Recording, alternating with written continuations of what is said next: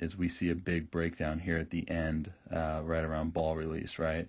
So you'll see here that your chest position is straight upright, but it's below that, or it's behind that front knee. This is, you're lacking a ton of extension. You'll see that your throwing shoulder, let me clear that, your throwing shoulder, and I know you can't see your glove side shoulder, but they're pretty much in line with each other, whereas, you know, like I said, we'll break it down with Chapman, but we want that separation, we want that extension from the throwing shoulder here to the other side, right? So we want that to be more in forward. We want that extension.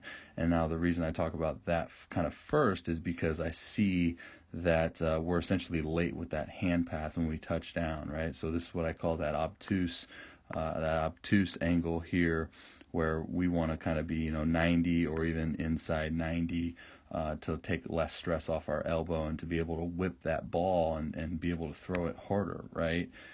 So now with Chapman, you'll see at separation of the hands, you know, even though he does have a longer arm path or hand path, you know, whichever you want to call it, you'll see that as he approaches front foot strike, that hand gets into that perfect position here.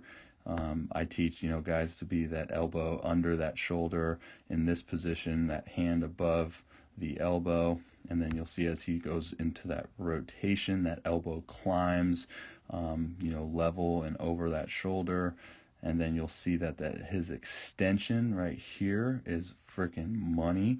You'll notice that his chest is bent over that front knee position, and then you'll see, well, I know you can't see the glove side here, but that glove or that arm side shoulder is going to be in front of the glove side shoulder, you know, creating that extension that we want. Coming down and approaching front foot strike, and our hand is a little bit for that, the angle of our forearm to our bicep is, you know, greater than 90.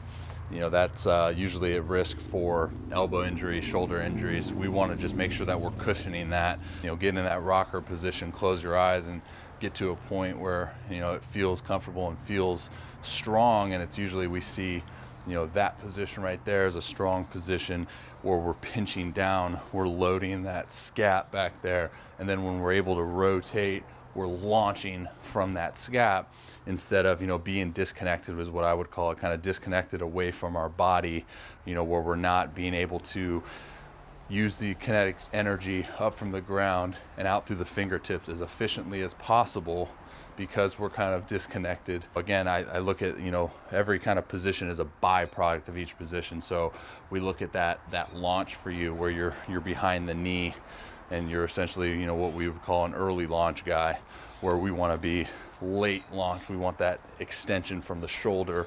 We want to create that separation, that rotation from those hips, and rotate the ball out front, out here, and then finish across that front hip.